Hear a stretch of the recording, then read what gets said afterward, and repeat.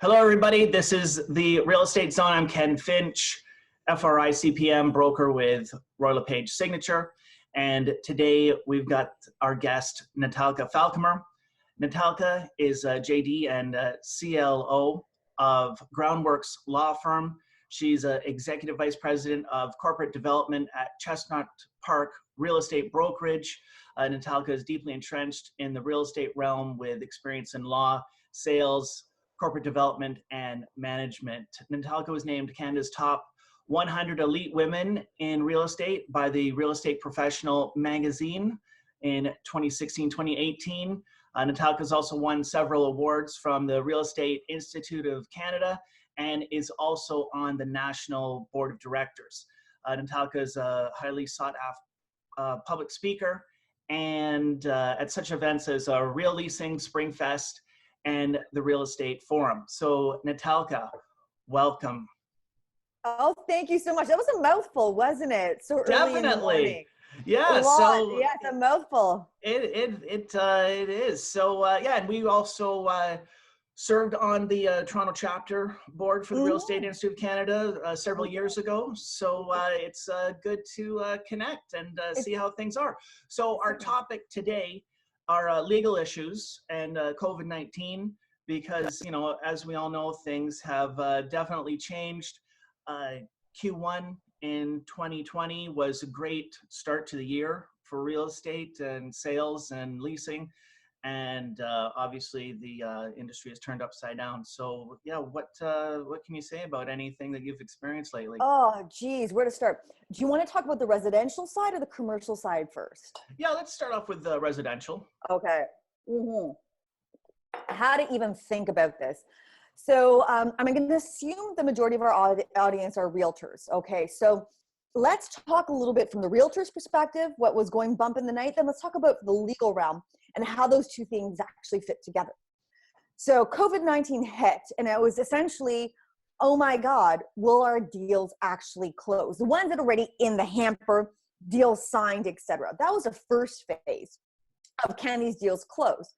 Well, you know, what would be the obstacles that would be facing people during COVID-19? For example, will the registry office be open? In PEI, the registry office is not open. Title wasn't changing. Could people actually sign? Would home inspections occur? All of these issues came to light.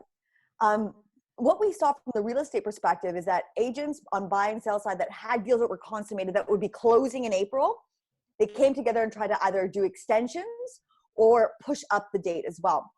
Key issues we had were, our appraisals going to happen, which the banks did, actually continue to do from going outside. Home inspections, some home inspectors did and didn't. That was a big issue. And then buyer visits. So contractually, okay, what the rights of the buyers and sellers had did not change as a result of COVID-19. What do you mean by this? Well, realtors were calling saying, well, right now the government has said no non-essential services, you know, we have to all stay at home. Does that mean that my buyer can enforce her right to have a buyer visit? Right? That was one legal issue that really came out, and just for deals that were already consummated. How do you think about this, right? Well, all of the lawyers came down to the specific view, and this particular view rather, I sent on so many OBA calls and calls to different lawyers. Our view was this: you have a contract, yeah, that's still legally enforceable. Now here's the difference between what's the law and reality. You have that legal enforceable right to do that buyer visit, for example, to have that home inspection. But how can you enforce that right if the seller is saying, I'm concerned, I'm old, I don't want to have anyone in my home? You can legally definitely. There's been a lot of people blocking. Right? Yeah. Yes. The next question was, well, what if there's a tenant in there? Well, guess what? The tenant has the right to refuse you if they feel that their safety is compromised. So again, what you legally have as a right kind of gets a little bit messy right now with what's practical. And so that's what we saw. Now on the legal side, essentially we're really concerned about wet signatures. So how certain banks still required signatures in person, right? Yeah, which is unbelievable. Even, you know, without the virus, you know, people still demanding checks and wet signatures. You know, hopefully this will turn things around going forward. Yes. Well, I saw at the very beginning, banks and lawyers, in fact, too, were saying, uh-oh, I don't really know what to do here. I don't do DocuSign. I don't do technology. I have a landline for bloody sake. You know, I don't do anything electronic, right?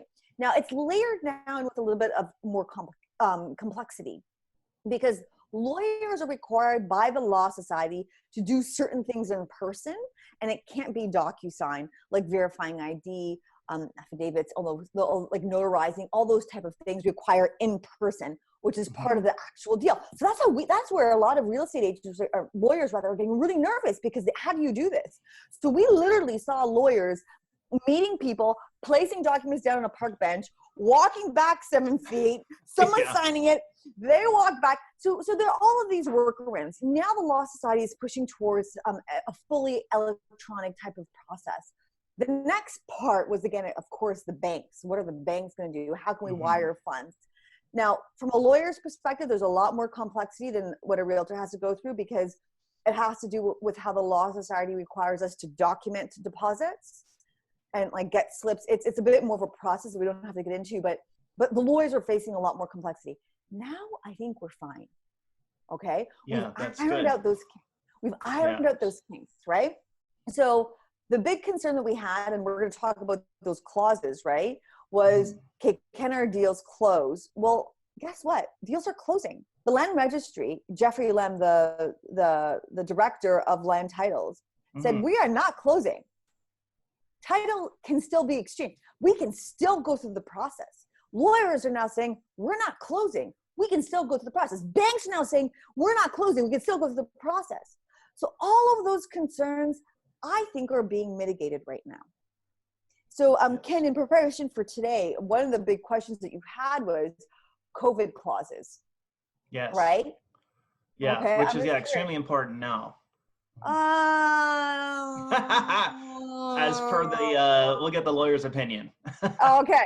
So tell me what you're doing right now in COVID-19. What did you see from your perspective? So there's several measures, you know, people just stating that they haven't traveled, you know, they're not sick, you know, they haven't been around anyone, they've been physically distancing.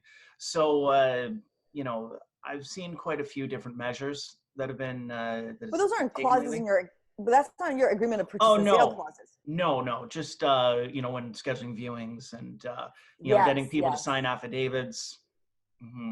Okay, so that was a big step. So we could talk about this from a legal perspective, from the pre-agreement of purchase and sale process. So, you know, getting the seller, so getting the buyer in, doing the property tour, and so on. So that's like the pre-agreement of purchase and sale legal stuff. Let's think about. So what can go wrong in that pre-process, right? Yeah. Well, you can get somebody sick, right? And someone could die. Okay. That's a problem, right? Definitely. So kind of a problem. So in order to insulate yourself from that, and first of all, just to be a good corporate citizen, make sure you're doing the right steps. Do your due diligence, okay? What does that mean? Like you said, Ken, you make sure that you have your checklist. They haven't been traveling. They haven't been in contact with anyone sick, et cetera, et cetera, et cetera, et cetera. They haven't had any symptoms, all that fun stuff. And you have them sign an affidavit basically saying, I swear this is true. Or you just do a checklist and you have them sign something called an indemnity and a release. Have you been doing this, Ken, at all? I think you're with LePage. There was one that went around. Yeah, no, but you know, to tell you the truth, my business has you know, tanked right now. I've done I have some listings, but they're all commercial. So I've got a commercial building for sale and no viewings for that. I've sold a business and but you know, the viewings happened before everything and it just closed recently. So that was fine. But yeah, no, I haven't been you know, had much action with residential. So I haven't had to deal with really any clauses or deal with lawyers lately. Good. Who wants to? Well, yeah. So well, you know what? So given that I'm going to touch base now and circle back to the commercial building that you have, because we'll get into that in just a hot second. But let's wrap up. Is it cool if we wrap up the residential legal issues? Okay, cool. So So at the very beginning, you want to have something called an indemnity and a release. And what that essentially means is that you buyer, you seller, or you want to have them for all these people, or you third party person, the appraiser, the inspector, the agent, and you have different indemnifications and releases for each of them. Basically, these things say, if you screw up, you get sick, and I get sued as a result of you screwing up, buyer, seller, agent, third party, appraiser, what have you. You then have to step into my shoes, pay for my legal costs and any things that are any damages that are awarded against me. So I, the person who gets sued, kind of made whole. And a release, so that's the indemnification part. A release basically says you buyer, seller, third party, appraiser, whatever, you're releasing me from any lawsuits that you could bring against me as a result of getting sick. That's your number one step, okay? Yes. Now, of course, you do your due diligence, etc. The lawyers aren't really, totally concerned about this process, okay? I mean, frankly, I could go into why indemnifications and releases may not be enforceable, but let's just pretend right now that that's all fine. Here's where we get into a bit of trouble. These clauses in the agreement of purchase and sale, the COVID clauses. Mm-hmm. So I actually initially thought, you know what, we got to have clauses in there to address the fact that if anyone today is consummating a deal, they're protected if somebody gets sick, if there have to be delays as a result of it, all that fun stuff. Lawyers are actually not liking these clauses because they are causing confusion. And this is what a lot of realtors have to really be wary of. Do your buyers and sellers actually understand all of those COVID-19 clauses? I'm going to give you one example and then we'll move on. Okay, Ken? Good, yeah. And the good example that I have is there's a particular clause that's gone around that says, if either party gets sick and they can't sign, the deal will be delayed for a 2-week period. And if, again, after that 2-week period expires and they still can't sign, then the deal's dead. Okay. Mm-hmm. Many buyers and sellers didn't understand that. Okay. Yeah, and so effectively, big issues.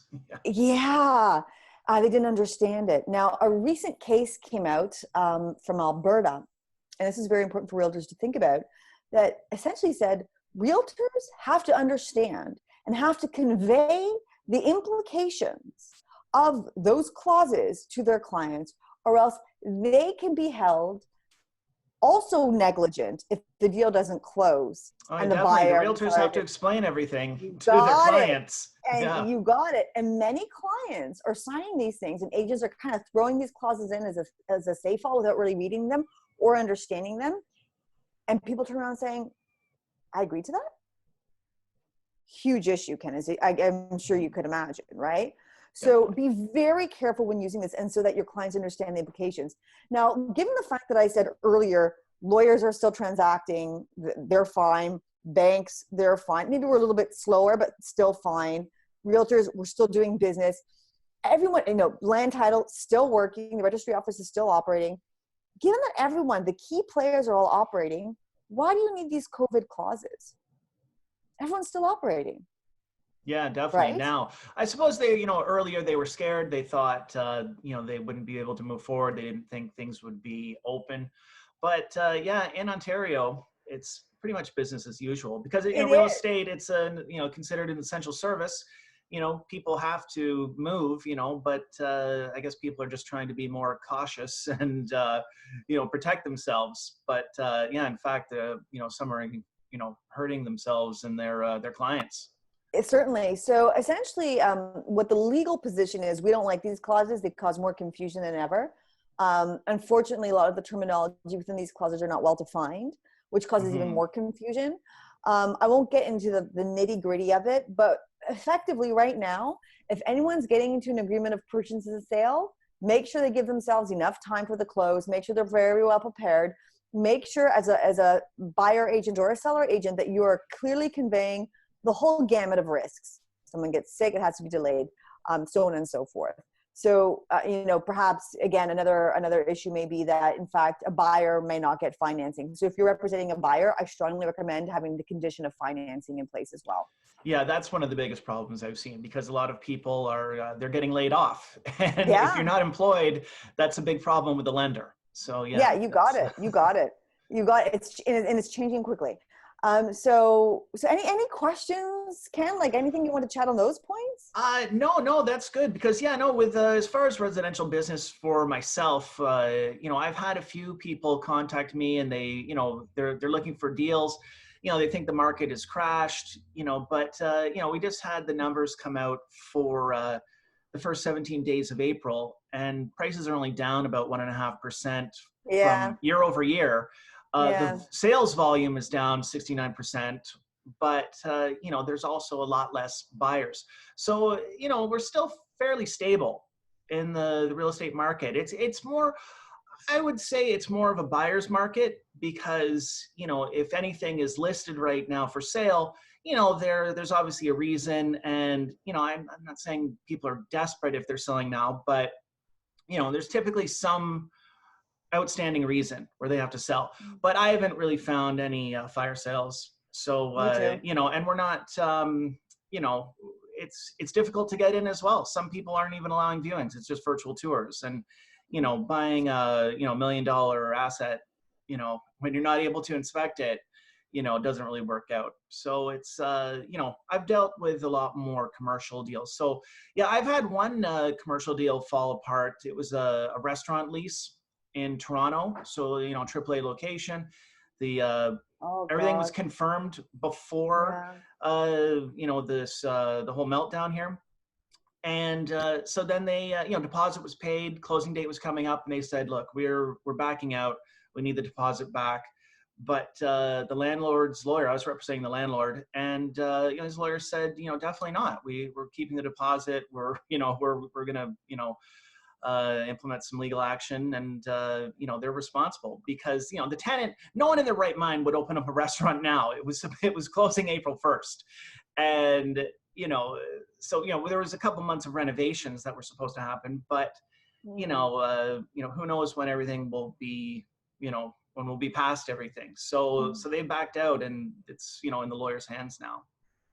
So Oh, yeah. so they're litigating over it right now. Yes, yeah. And it's it's relisted, but there's been a couple viewings, but really not much activity. I've found the commercial and residential business has really dropped, and that's the 69% drop in sales in the GTA. That speaks to that. So yeah, Yeah. what deals have you been working on, any commercial transactions? Well, interesting that you say. So less people looking for space right now, and more, how can we reduce our exposure? So I'm actually going to be speaking about this at another conference, I think next week, about some legal trends that are happening right now within the commercial context. So let's focus on office only, because I think office, retail, industrial are very different asset classes. Sure. And how landlords are dealing with all those different asset classes is very different. So what I mean by that is I'm doing both tenant and landlord work in this space. What I'm seeing on the landlord side when it comes to office, they really want to see whether or not, in fact, your business is affected by COVID-19. If you can operate from home, they're not as willing to let you have a windfall. We're not seeing any abatement yet, but rather deferrals. Okay, so that's office. Landlord's perspective, retail, it's changed. Yeah, And landlords are taking a hit. It's a disaster. I have quite a few friends on the landlord side, and they're saying, we don't even know how to forecast. We don't even know how to forecast anymore. It is completely changed. So in that space, again, although landlords actually have the upper hand and they have the legal right to enforce full payment of their lease or put you into default, by the way, terms like I hear everyone talking about force majeure and frustrated contract and kicking around this legal jargon as if it can be used to get out of these deals. And guess what? Unequivocally, I would say you're SOL. It's not happening. And I can go into the legal reasons as to why, but we don't have to right now. Just safe to say, frustrated contract, force majeure, unlikely to apply in most contexts. And so landlords who could actually stick it to the retail, industrial, and office tenants are actually trying to work with them, which is quite nice to see and quite unique because you didn't see that in 2008, right? No. So this is really a unique time. Again, landlords are now saying want to see some evidence of your business actually being impacted, and if there's no evidence, you still have to pay. But if there is evidence, then let's defer. And you're seeing again a lot of that more collaboration that I'm working on right now. The key things to remember if you're a tenant or a landlord, if you do agree upon some sort of deferral, make sure you put it in writing. Okay, like you don't want to get into trying to argue that there was a collateral contract in place. It's a legal mess if you do. Just get it in writing, because you also don't want the landlord to turn around and say, well, you know what, in fact, we're treating this as default, which they can do if you don't get it in writing as an amendment. Yeah, 100%. Okay. And Yeah, you need everything in writing. Most leases. Yeah, and most leases that I have seen, again, it's lease driven, contractually driven. But generally, I would say that if you don't pay your rent, even if the landlord says, okay, most leases say, but if we turn around and we say that you're in default, you're now in default.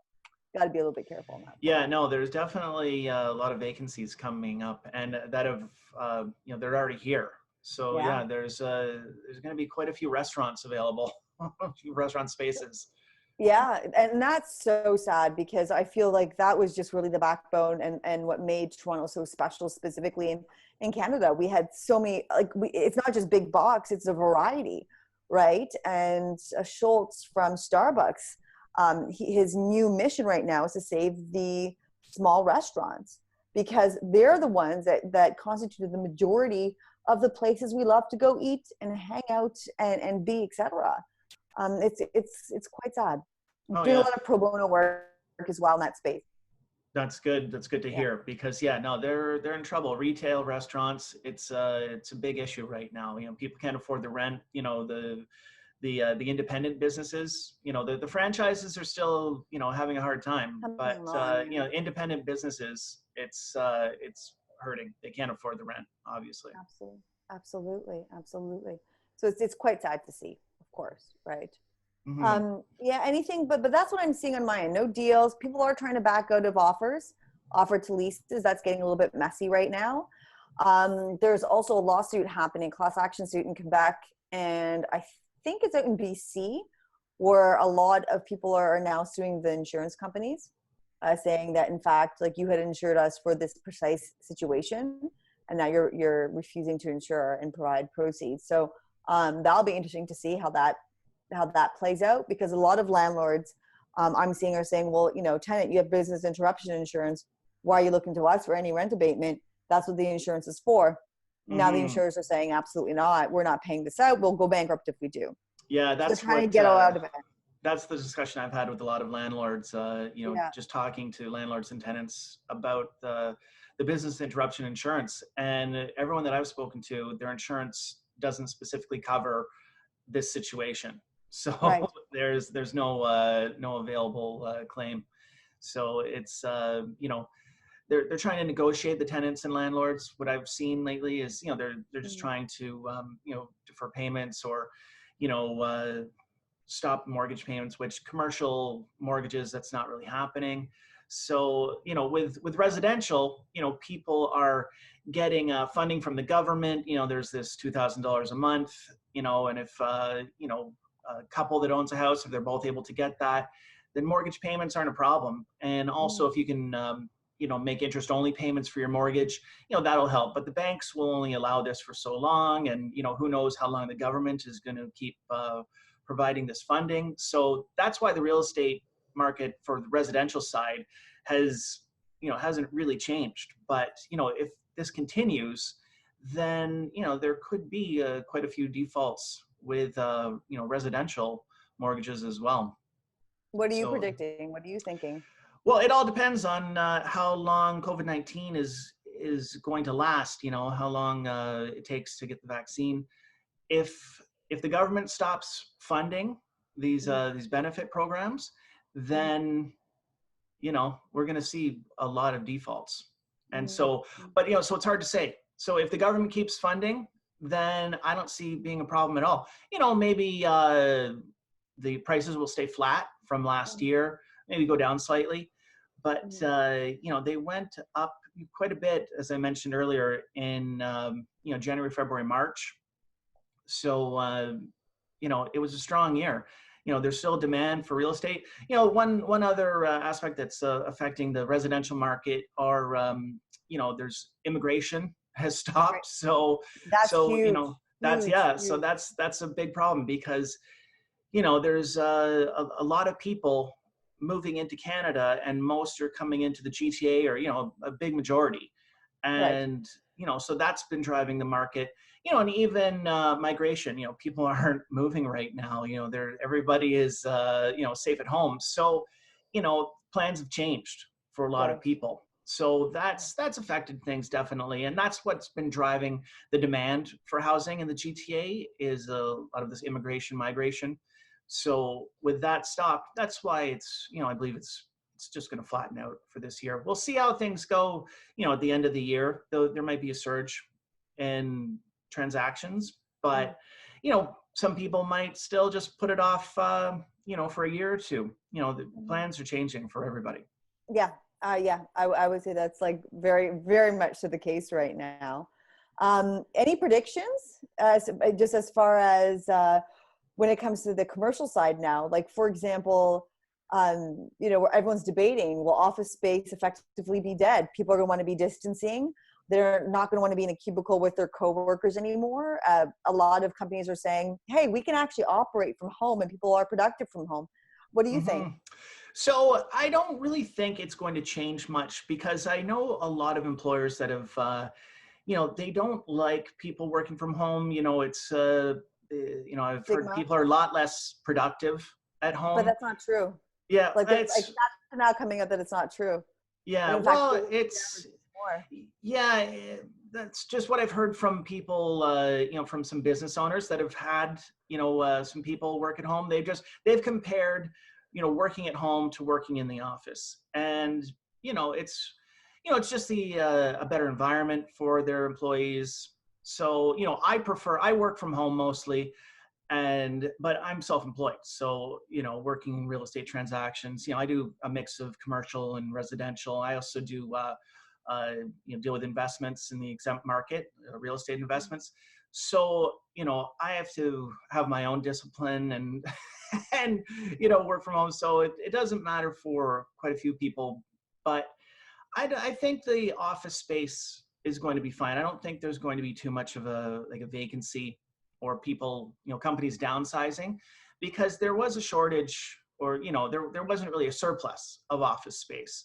So I think in the Greater Toronto area, I think office space is going to remain strong. See, I actually disagree. I have a different perspective on that. I think a lot more people are going to want to work from home. Definitely a lot of people are going to want to after getting a taste of it. But I just don't really see major corporations or even smaller businesses. I really do. Because they're actually looking at the data, right? And the data says that people are in fact working harder from home. There's more productivity. That's because they can't go outside now, though. So maybe that's part of the problem. But we'll see. But I don't think so. I think that what we're going to see is that a net neutral, because for those who are going to give back space, there are going to be companies that maintain their space, but now social distancing is going to be the rule, especially as we unravel COVID-19 and people start to get back into the office. If they do, what we understand it's going to look like, just by looking at China, what's happened in Europe, et cetera, is that people will be required to remain far apart in the office, 7 feet circumference. Mm-hmm. So that means now more space per office worker. Right. Mm-hmm. We were starting to contract on that. Now we're back to expanding on that. So for those or companies that say we're going to downsize, we're not going to see, I think, a huge impact, simply because they have to now grow out as well, just for the number of people they actually have, even if the number has reduced. Right. Mm-hmm. So I hope that people work from home. I hope this becomes the norm. It'll reduce traffic. Our environment is doing great. Yeah, the environment be great for the environment, great for the roads. Reduce the traffic. Just getting across Toronto any time of the day. For me, you know, it's, I give myself an hour basically. Oh yeah. Oh yeah. So I'm really, I find I'm a productivity nerd. Like I'm a hack, like when it to like the most insane level. I'll do anything to save 5 minutes. And I'm finding working from home is the best thing I've ever done. Unequivocally. I'm self-motivated. I don't need someone to breathe down my neck. You know, I've run my own business. I'm fine. So someone in my personality, I'm fine. My boyfriend, on the other hand, hates it. He cannot wait to get back into the office because he finds that he needs that motivation.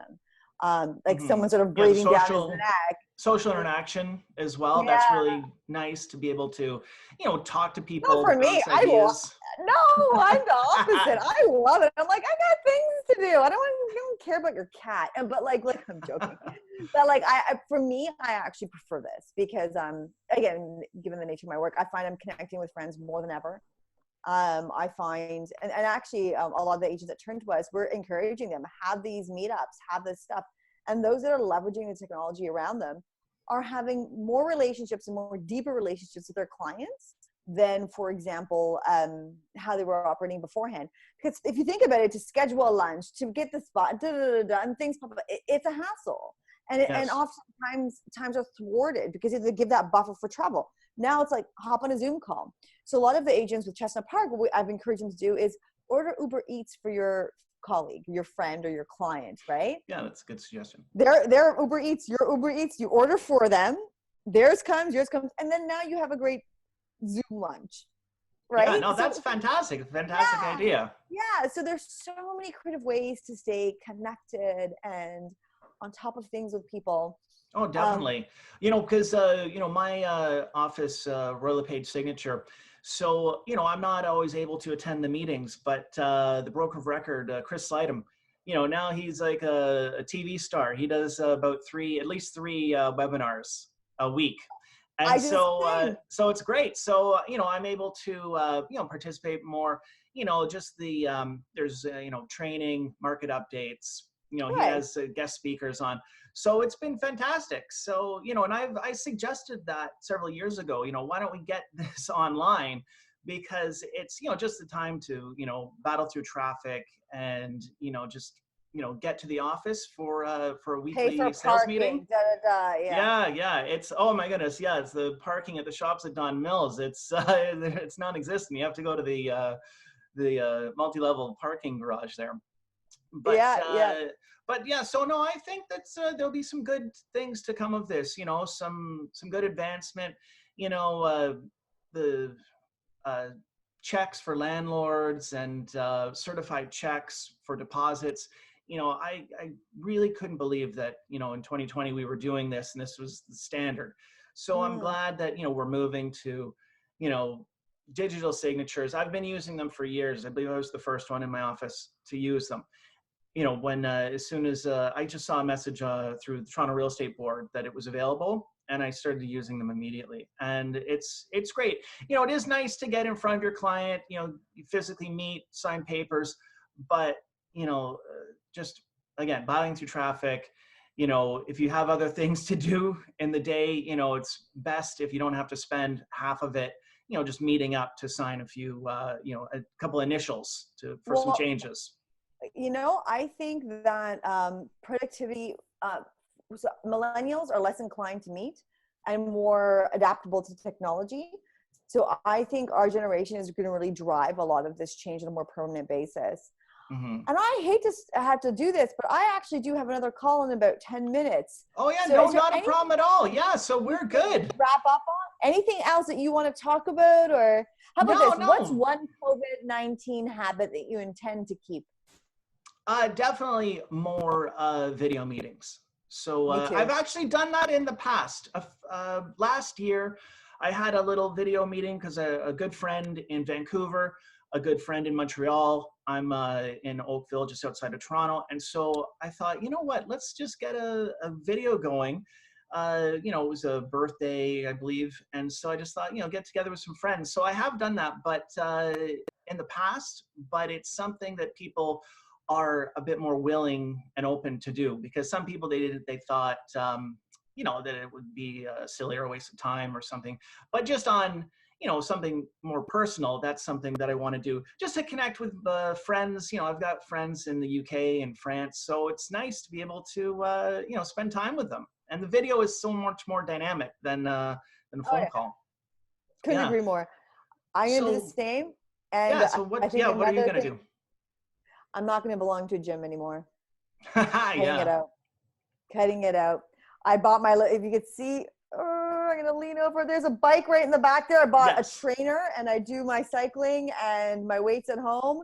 I'm definitely gonna do that. I'm gonna push working at home a lot more too, because I think it's a smarter move and give my office space specifically to maybe agents who want an office. I don't find it useful. I don't. Yeah. So I think I'm gonna do those two habits for sure. But Yeah. anyway, Ken, this has Perfect. been fantastic. Thank you Yes. so much for having me on. Hey, no, it was my It was pleasure. wonderful. Thank you very much. And so what we'll do, we'll circle back in, you know, 6 months or so, and you know, we'll meet again, and we'll see what else is happening in the you know, We'll the see real if estate what industry. you got. Let's see if predictions remain true. Well, Yes, thank you definitely. so much. You have a wonderful day, Ken, and we'll certainly talk soon. Yes, Perhaps see you soon in person.